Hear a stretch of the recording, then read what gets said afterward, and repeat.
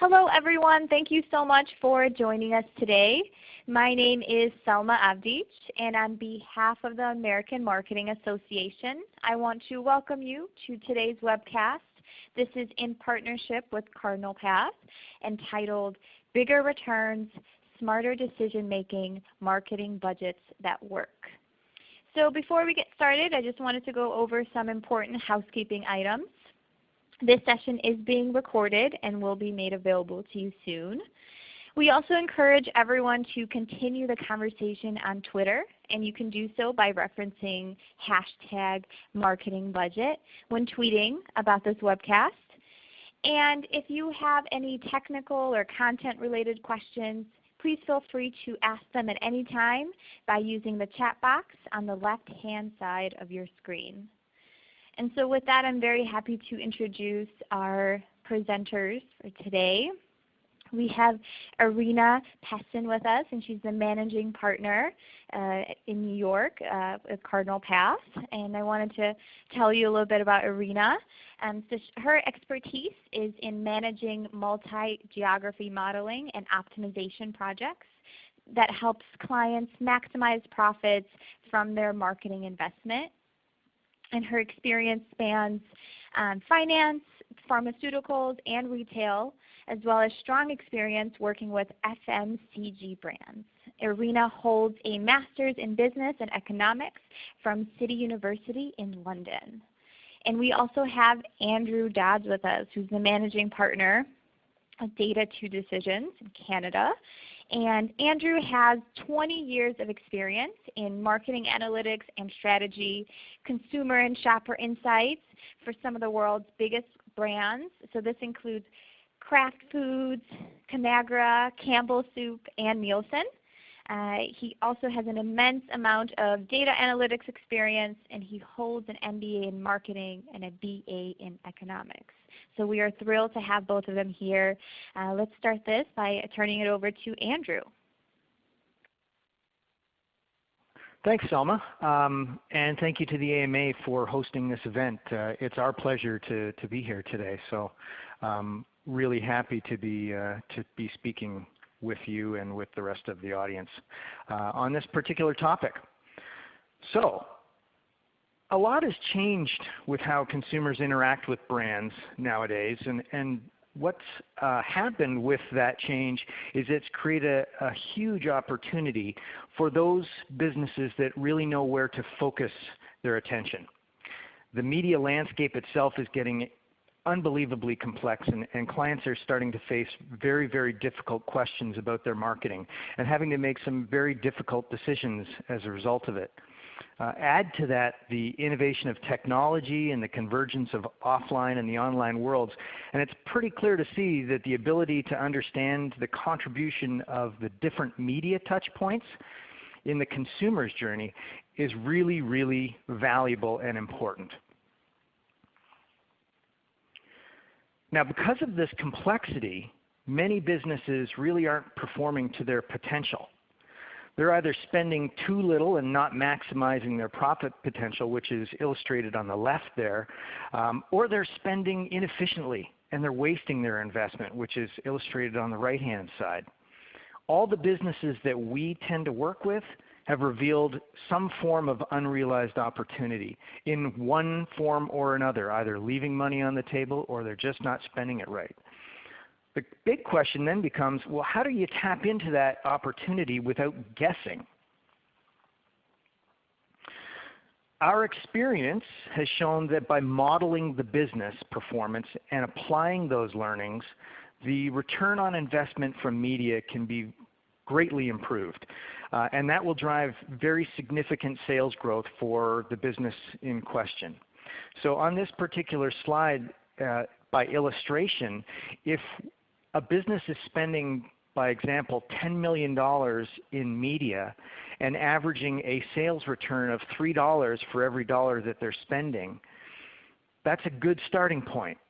But what we've discovered from our experience is that if you model just the one business in one category across the different media channels that it's performing in, that it's executing its marketing, there's an opportunity to improve the return on investment by somewhere between 5 and 10%. And that represents, in this case, an additional $3 million worth of revenue, sales revenue. If we take it one step further and we do that same modeling across multiple categories, we can increase that return on investment an additional 20 to 30%, and that represents an incremental $9 million. And then take it one step further from there, and if we invest across markets as well as categories, the increase can be substantially greater than the other two, upwards of 50% or more. And that represents an additional $15 million of sales revenue, which is a very, very significant amount of money that's sitting out there waiting to be had. So in order to unlock the sales potential of the business, a process needs to be followed, a very simple process, which uses a modeling approach that's adaptable and is led by that business challenge. What we do is we start in the beginning by collecting and organizing the data that's going to fuel the analysis itself. Sales data, profit data, customer and consumer response data, as well as media data that's gathered from the clients, from the media agencies, and the media owners themselves, is all compiled and consolidated. Then what we do is we apply various analytical techniques, and we derive insights from the data. And then lastly, we marry the analytics with the marketing know-how of the client and of our own experience, and we turn those insights into actionable investment recommendations. And those are implemented through a strategic planning process or potentially on the fly during the execution of an annual plan. Now, working with Cardinal Path, we help our clients make better marketing decisions to grow their business by harnessing all of that data and applying the analytics and the technology that we have to help understand how to maximize and how to optimize the marketing opportunities. Our measurement capabilities, which is in the first half of that process, answer the key questions related to the important drivers of performance across both the offline and the online media ecosystems. And then we use that to better allocate the budget. Now, when we take the outputs of that modeling and we apply it through our optimization software, which we call Polestar, and Irina will go into more detail a little bit later, that's where we're able to realize those huge incremental growth opportunities that were highlighted on the earlier slide. So given that the focus of this particular webinar is about optimization, we're going to keep things fairly simple as we talk about marketing mix, and we're going to refer to it in its standard form. And that's what's going to represent the measurement phase of the analytical process. Naturally, marketing mix modeling can get exceptionally complex, and so if we started to go down that path, then we would spend all of our time there and we wouldn't be able to talk about the optimizations. So we'll keep this as simple as we can. So for those people who are scratching their head and wondering, well, what is market mix modeling? It's generally an analytical technique that quantifies the relative impact of different variables on sales. Now, in order to do that properly, we need to adhere to a very simple yet rigorous process, and that simple process was laid out earlier. The first stage of the process is to identify and collect the data for all potential sales drivers. Now, what we do typically is we partner with our clients and the other participants in the data collection process, and we brainstorm about what are the potential drivers, what are the likely drivers of your performance, and what information exists to represent them, and what information exists that you have at your disposal that we can use to fuel this analysis. Typically, we're looking for 2 to 3 years of data to conduct this type of an analysis. That will help us establish trends, and it will help us get enough information to isolate the impact of different drivers, because oftentimes if it's too little information, we're going to see things stacked on top of one another, and it'll be very difficult to separate out the impact of the nuts and bolts of your execution. The second stage is to develop the model of sales. And we tend to use statistical techniques such as linear regression and time series analysis to do that. During the modeling phase, we always seek feedback from our client to ensure that the knowledge about the product and the market is being factored in. We want to make sure that the models themselves are statistically robust, but are also making logical sense. So the true value of the market mix modeling is that it helps us disentangle the impact on sales of those particular marketing actions that are in question. Things like pricing, promotion, very importantly in our situation, advertising.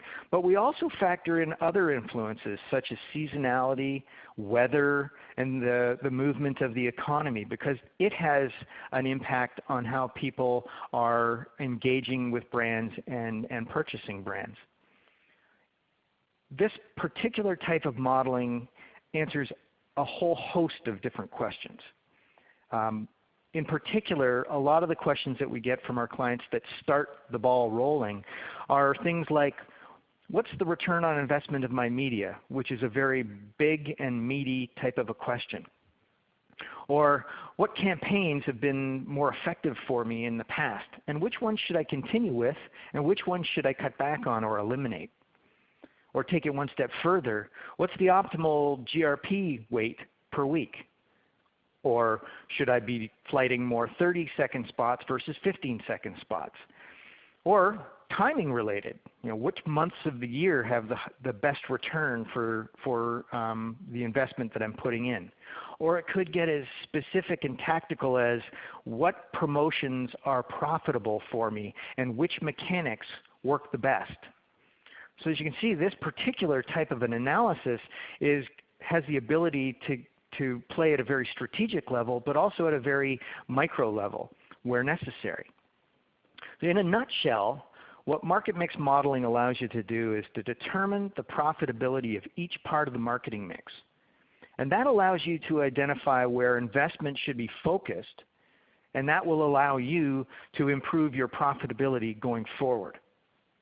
It also allows you to forecast the likely sales levels for a marketing plan, identifying where opportunities and investments could be made to increase the effectiveness of every dollar that you're spending. And then last, it really allows you to plan future marketing strategies to meet specific business objectives. So while market mix modeling is built from history and past experience, its real value is in its application of predicting the future and estimating what could happen or what will happen if you take a particular action. So here's some examples of some of the outputs that you would typically get from mix modeling. And by no means is this an exhaustive list, but is really to represent some of the high-level important findings that you would get. Typically from the modeling we get a breakdown of the sales contributions by driver, or by what we refer to as a driver, but the various components of the marketing execution. And this highlights how important each media channel is to delivering incremental sales, and how that has changed over time.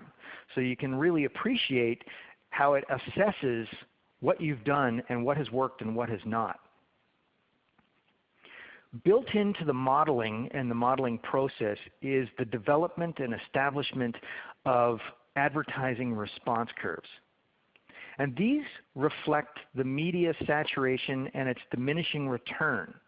And it's going to be used for future optimization work in the software that Irina will talk about. And these are critically important to the outputs of a market mix modeling project, and are perhaps one of the most important aspects of whether a model is good or not, because the shape of the curve is going to really be indicative of what's happened with your execution and how it's how your business has responded to that support. And then of course, the outputs themselves allow us to assess how things have paid back and evaluate the return on the investment. It gives us the ability to compare returns on investment across different communication channels, which will allow us to evaluate which ones have worked and which ones have not, and guide us into areas that we should consider investing more heavily or less heavily. It also allows us a comparison of the return on investment across different creative executions, which provides perspective and metrics on the direct impact of advertising and the halo impact of advertising, which also is incredibly important as we think about managing a portfolio of products and how a dollar is not just affecting the business that it's being applied to, but other businesses that it has influence with. And then finally, armed with all of this information that the model has produced for us and the metrics that it's generated, we can apply it to test scenarios and estimate the impact of those particular scenarios. In this particular example, we start on the left-hand side with an original plan, original budget, that is broken down in this case by 4 different media channels, with TV representing almost 3/4 of the spending. And that generates, based on our understanding of how the business performs, a particular sales output. It generates X number of dollars of sales. With the modeling that we've done and the Polestar optimization capability, we're able to ideate different budget scenarios and estimate how the sales will be impacted to determine which scenarios are the ones that we want to pursue and which ones do we want to throw out. And so in this particular case, option 1 and option 2 generate very similar sales improvements versus the original plan, 27% and 33% respectively. But they have different budgets associated with them and different media mixes associated with them. So now we, beyond just the sales impact that we are assessing, now we can assess it for a strategic approach. Does that align to what we want to accomplish and what we're intending to do with the brand as it's being marketed to the marketplace? The third option on the right-hand side clearly does not satisfy our objective of trying to grow sales. And in fact, in this case, it reduces the level of sales because we're putting dollars behind media channels that for this particular business are not good investments relative to the starting point. And so we can test scenario after scenario based on having all of these metrics available to us. So by way of an example of how it all kind of comes together, I'm going to show you a case study of some work that we did with a global electronics company. This particular client had developed and run marketing campaigns across a variety of different media channels, which included television and radio and print and out of home, but also cinema, search, and display. And they also marketed against 2 distinct customer groups. And they termed those groups the entry-level customer and the upgrade customer. Now what they wanted to do was to measure and optimize the impact of the activity across both of those consumer groups across 3 different countries. And there was one important parameter that they layered in. They wanted to optimize without increasing their budget. So they wanted to maximize their sales potential without increasing their media budget. Now the modeling itself was constructed based on their top 50 products in each of the 3 countries that they competed in. And those products represented close to 90% of their total sales. And so we had an excellent representation of their business, which was a fair proxy for their total business to work with. So we felt good about the model that we were constructing and the learnings that we were gaining from it. Through the modeling that we conducted, we were able to make some very, very important recommendations that would ultimately shape the future plans and the best practice guidelines that would be applied for optimization of their media laydown. And in particular, some of those recommendations were moving money to more key emerging markets given the high ROI that they represented. So we're managing the country portfolio from this perspective. The second recommendation that we made was to reallocate money away from television and into search and display. And that was because of the differing levels of saturation of those media channels and the responsiveness that search and display represented relative to where they were at on their curve for TV.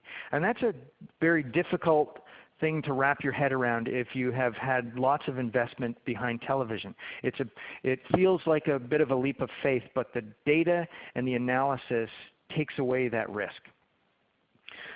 A third recommendation that we made was that they should place 70% or more of their budget against the upgrade customers.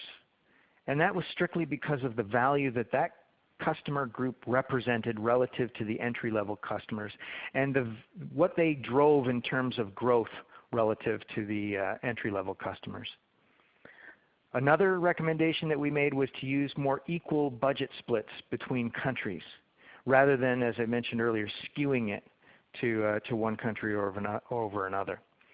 And then the last thing, and perhaps the most important learning of the whole thing, was that we discovered and recommended that they needed to increase their spending across all these markets to hit the sales targets that they had set for themselves. They had originally set, as I mentioned, a parameter of not increasing their media budget. But we learned from the modeling and learned from the optimization that optimization of their spending was only going to get them so far. And so they needed to invest further in order to hit those targets that they had. Now that's not to say that the optimization that we did for them didn't uncover any opportunity. And in fact, it uncovered some very big opportunity, which is laid out on this particular slide. Without increasing their budget, we identified $14 million worth of revenue that they could realize by shifting their dollars around based on the recommendations that I shared with you. That delivered a 21% improvement in their ROI. And based on the investment that they made in this particular work, it generated a 57-to-1 project ROI. So an excellent investment made on their part that drives significant growth of their business in the short term and then ultimately improving the business on a long-term basis. So what I'm going to do now is I'm going to pass the baton over to Irina, who's going to talk to you more about the optimization capabilities that we have. Great. Thank you, Andrew, and hello, everyone. So we'll now go to Polestar, which is our budget optimization software, as Andrew mentioned, to really show you the breadth of optimization opportunities within the tool and really why this can be such a powerful asset for you as a marketing professional. So in a nutshell, Polestar is an agile, forward-looking tool which makes your MMM actionable. So, we all know that getting a PowerPoint of MMM results is really great for assessing past campaign performance. But what you're really looking for is to understand what kind of action you can take from these insights and ultimately what kind of impact that could have on your sales and your ROI. And also the other good news is that actually you don't necessarily need to have an MMM yet, because the tool contains over 3,500 category ROIs and response curves, which we can use to perform fast optimizations and, without having an MMM in place.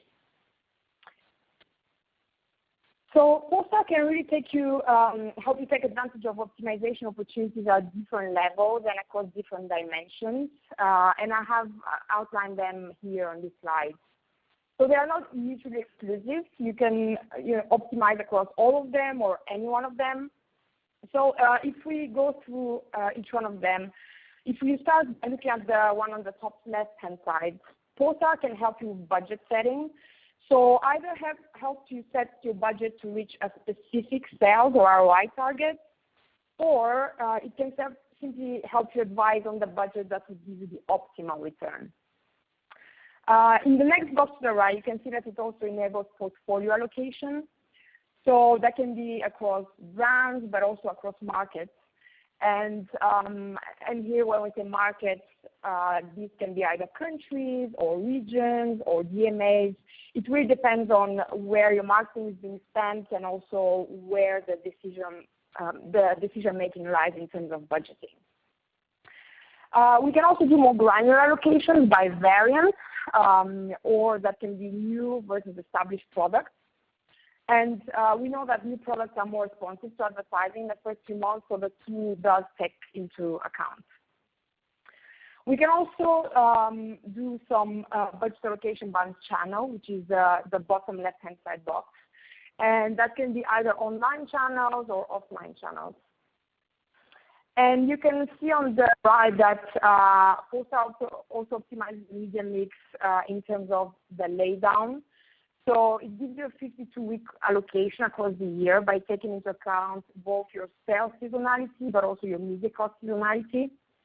So it can help answer questions such as, should I do a burst strategy or a drip strategy, or should I do more advertising in December, and so on. And then the last dimension is creative.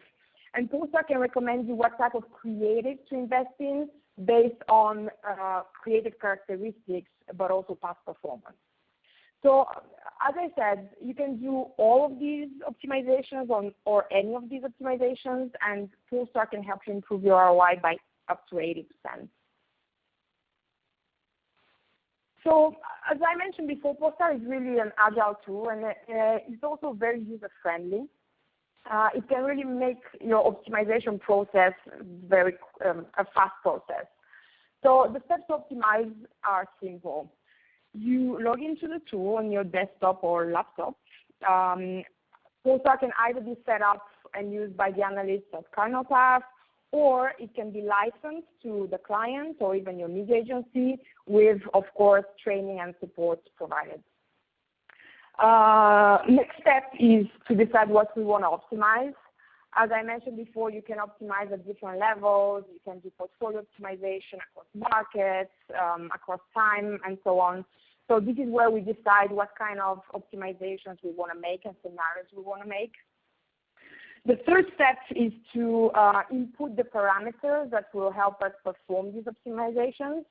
And these are really either existing response curves and ROIs from your marketing mix modeling, or these can be benchmarks which are embedded within the tool, as I mentioned before. And number 4, of course, you are now ready to optimize your media plan. So here you can see an example of scenario where we optimize across. Where we optimize across brands and channels, and you can actually see that this really looks like a media plan. So it's really easy to understand and for the outputs to really be used. So you have your brands and channels across the left, and your media spend in thousands of the 52 weeks. And you can see on the right-hand side some total columns showing you the total spend, total incremental revenue by channel and media, as well as the ROIs. So essentially, this is where your current plan will appear, and this is also where you can optimize your plan from, or you can build different scenarios from this page. It's also really important to know that scenarios are not purely mathematically driven, and we really give considerable attention to the feasibility of each scenario, so that the estimations that we get are as accurate as possible and, you know, represent your planning strategy and any constraints that you might have. So, for example, whether you've committed to an outdoor campaign in March, or let's say you want to spend at least 500K on YouTube, or at least 100 GRPs per week on each of your TV campaigns, we can really take into account all of these optimizations to make sure that what we provide as recommendation reflects reality as well as your strategy. And here is another example report in addition to the one I showed you 2 slides ago. And basically, if you don't really want to look at detailed media plan, but just want to see a summary recommendations, We can, for example, get this brand channel report, which is essentially like an executive summary of how much you need to spend on each brand within your portfolio and also across your channels. So you can actually optimize from here as well. So if you don't really care about 52-week allocation, but you just want to do a top-line brand channel allocation, you can do it from here. And the report also provides you some other metrics that you can see on the at the top. So these are your incremental sales and ROI from your optimization, as well as your response curve, which you can see on the left-hand side. So in this case, this was the client's current position. It was not the optimized. And you can see that the orange dot, which represents their position from a spend versus revenue perspective, is actually below the curve. So essentially, the money that they are spending is not optimally allocated. It doesn't provide them the optimal return that they could get. So this is what the optimization will take care of. It will take care of bringing that dot on the curve. So really getting the optimal level of return for a particular spend.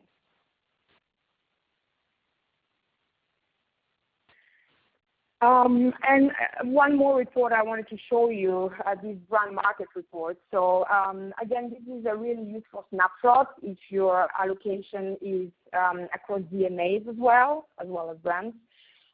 So in this example, we have 3 DMAs across 2 brands, but of course it can be, we can do that across however many DMAs or regions you might have.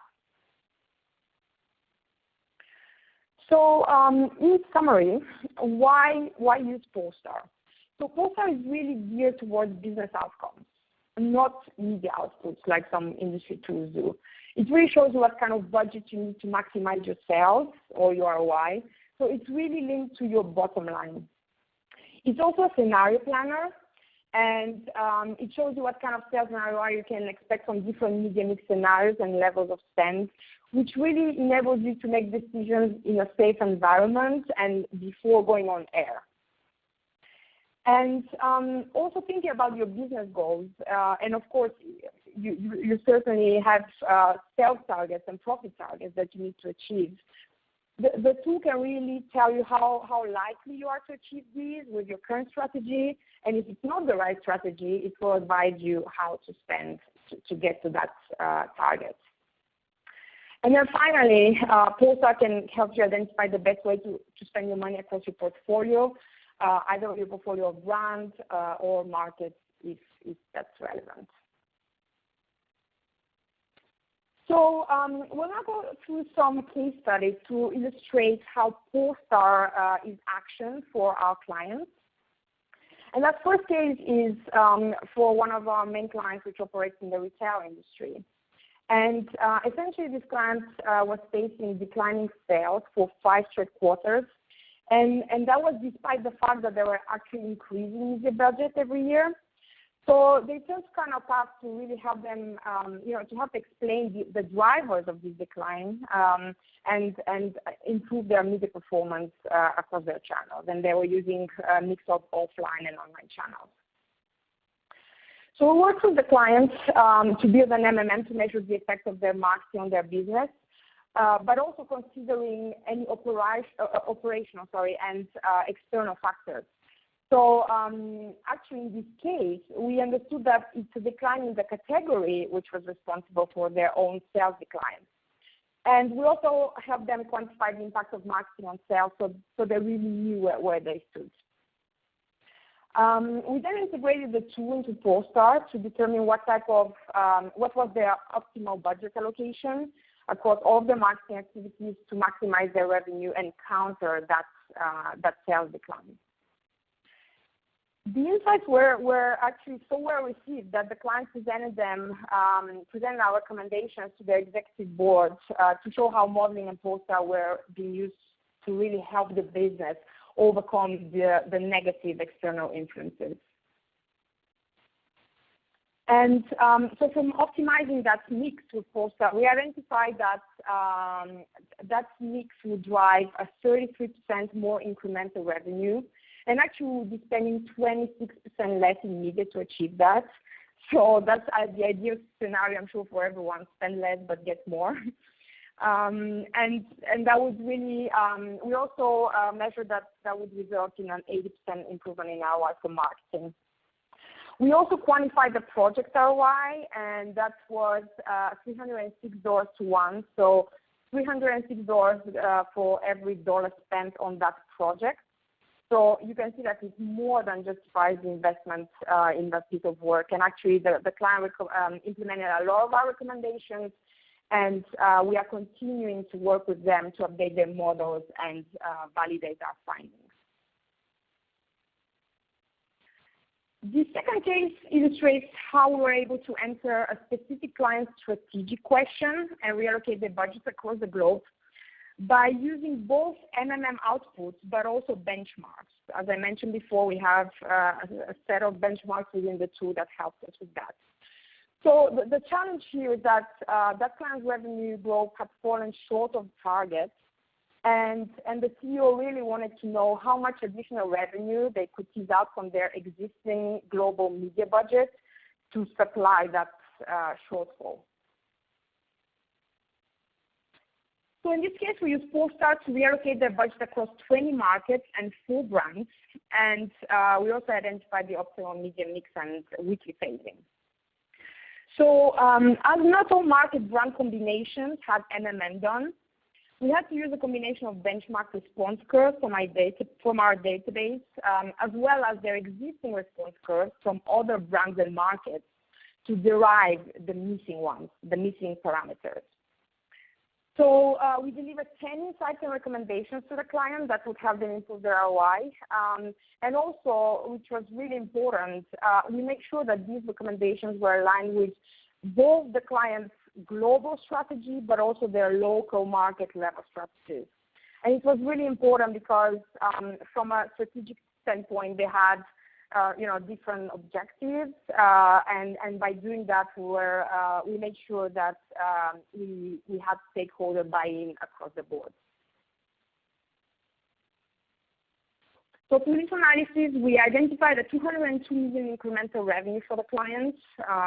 Remember, that's a global budget allocation, so a lot of money here, as well as 79% ROI improvement. And actually, some of the main findings here were interesting that optimizing within markets, and specifically some of their developed markets, would drive the biggest gains. And I'm saying interestingly because even considering their budget share, of course, developed markets have a much higher budget share. Even considering that, we identified that optimizing within those would drive the biggest gains. And another recommendation was that they should be shifting their budget from TV to online video, as well as Facebook in this case. And then finally, our last case study covers a large CPG brand with whom we've had a very long-term relationship, and we've modeled over 50 campaigns for them. And historically, this brand had high ROIs for relatively low levels of investment.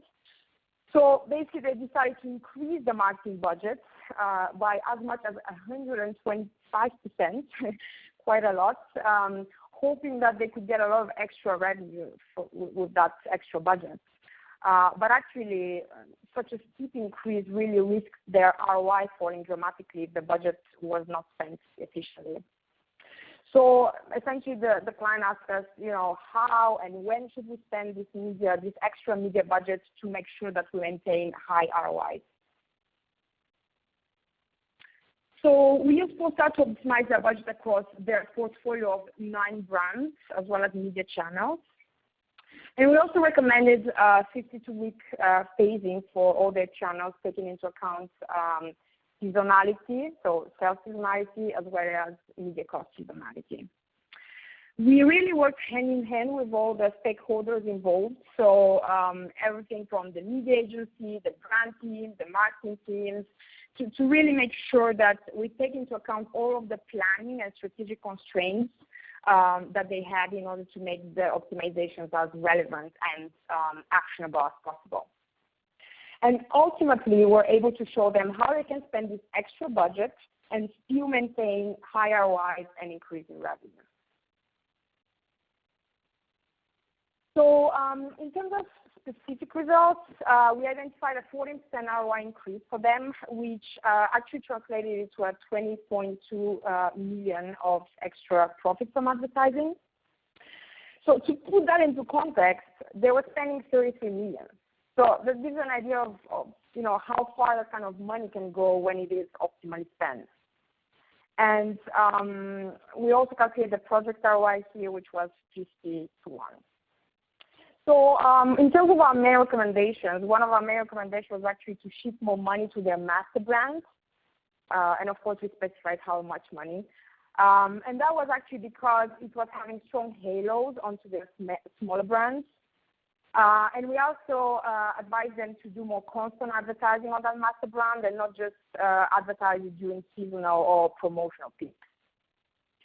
Also, for one of their seasonal brands, we actually advised them shortening their outdoor advertising window to the 1 month leading to the season instead of 3 to 4 months prior like they used to do before.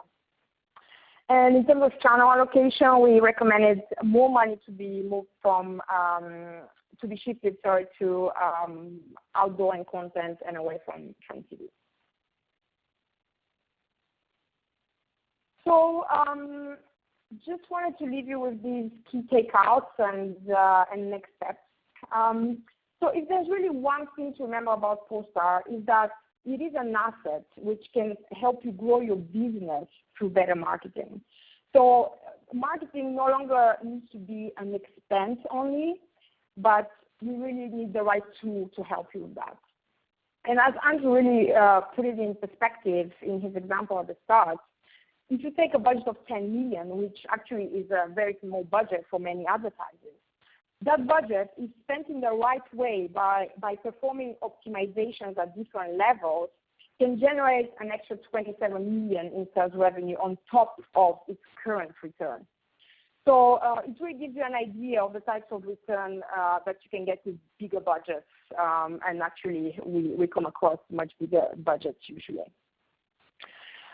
We also know how important speed and agility is in today's environment. So in terms of delivering timings and focusing only on the optimization elements, so not including MMM building, Polestar only takes 3 to 4 weeks to deliver. So this includes data collection, particularly when using this MMM.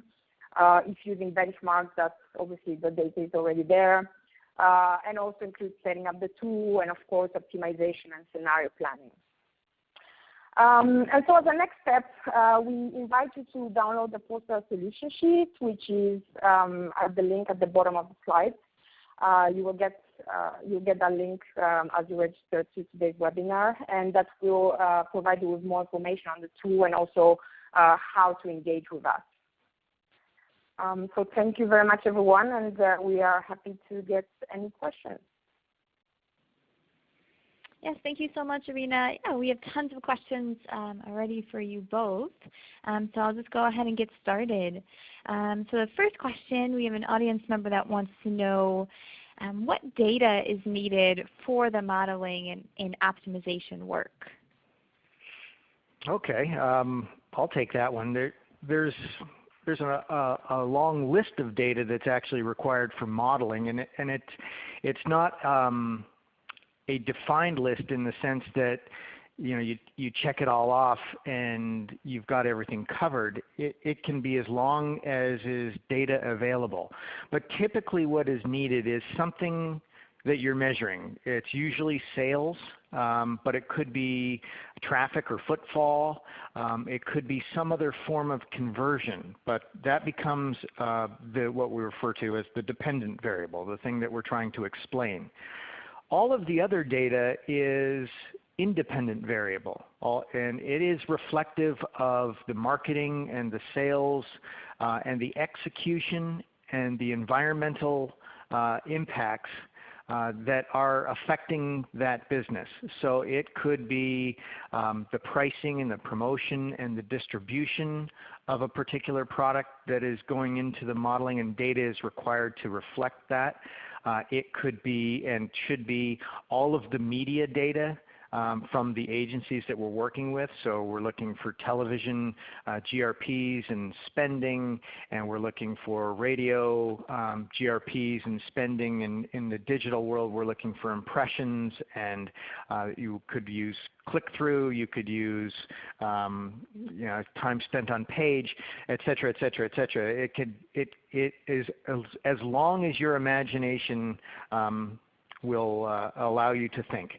And through the modeling process, what we do is we test those variables for their relationship in explaining the dependent variable of sales. And many of them will not stick in a model. Many of them are not explanatory variables, and so they drop out. It doesn't mean that they're not important metrics for a business to be on top of. It just means that they are not things that help us explain sales long term. The other thing I'll add to that is that the data itself is not limited to it being of a particular region, or in our case as a market. It could get as granular as the market data is available, and so models are often built from lower level regions and aggregated up or pooled, or they can be built from store level data. And that allows us the benefit of having very, very granular data and an abundance of data to work with, which is critically important in the modeling process for isolating events and being able to associate change in those events and movement in sales. We're trying to find as many observations as we can that are isolated from all other activity happening. So a lot of data goes into the modeling. For the optimization work, it's more limited. It's about the sales of the business. It's about the media support for the business, and it's about the media, the cost of the media itself. And then from the modeling, we have those advertising response curves metrics for them that represent them, that are embedded in the optimization tool itself, and then we apply those curves to the data that is in the tool. All right, wonderful. Thank you so much for that explanation.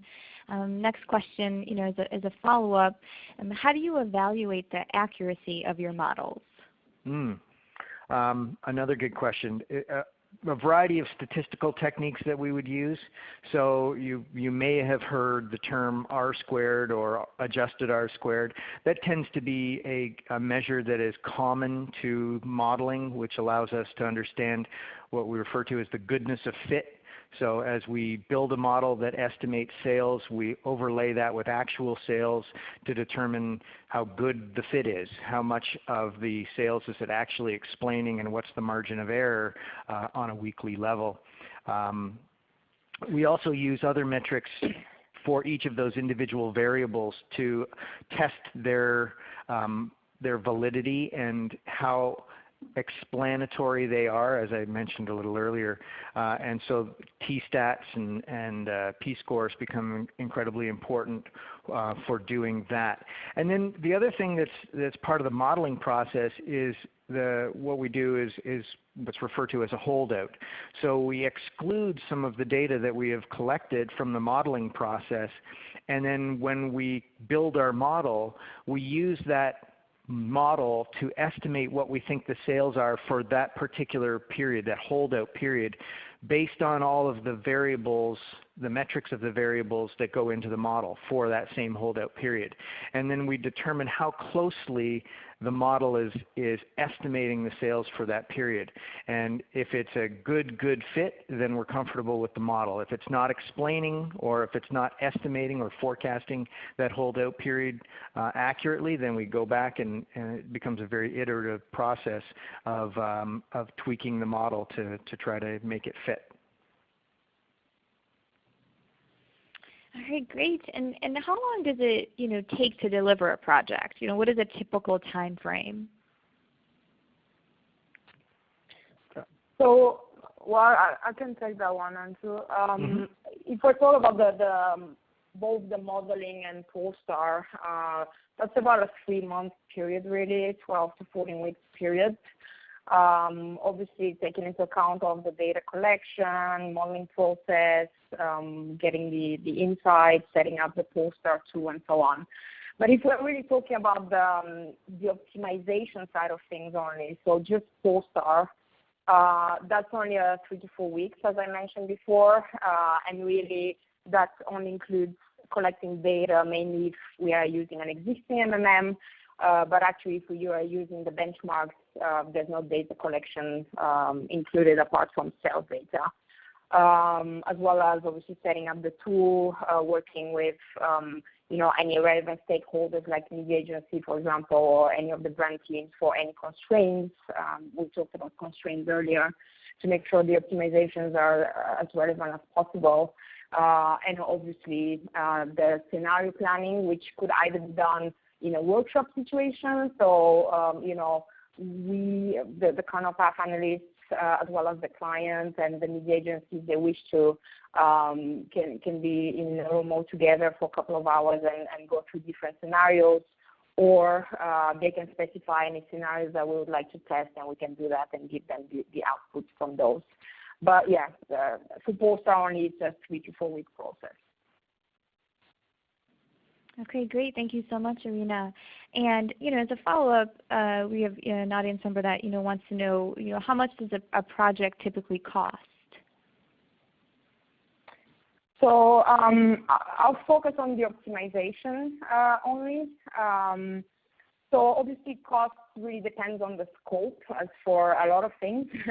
But if we're talking about, let's say, just one brand across multiple channels, however many channels you might have, the starting cost for that would be around $15K. If we're talking about, 3 brands, that's about $35 to $40K. So it's really, depending on the scope, and of course there are economies of scale which can be applied when we do across more brands. So as we get, to something more complex like brands across geographies, of course the cost is higher. But as I said, there are economies of scale here if we do the optimizations at the same time. So we can definitely work with you in terms of that. But yes, starting cost is $15K for one brand. Okay, thank you again. Next question, does the modeling only work for sales? No, it works very well with sales because that tends to be what everybody is trying to do, is grow their sales, and so it tends to be the best thing to focus on. But it can work, as I mentioned earlier, against other factors, other forms of conversion, and so depending on the environment that we're working in and the vertical or the business vertical that we might be working in, and the degree of data that's available to us, it could be some other form of conversion, like a store traffic or footfall through, if it's automotive, through a dealership. It could be about clicking through a particular or taking a particular action. So whatever form of conversion is important to the business is what we attempt to build the model around. But sales tends to be the common metric that the modeling is built for. All right, wonderful. Okay, next question. I think we only have a little bit of time left. What markets and verticals do your benchmarks cover?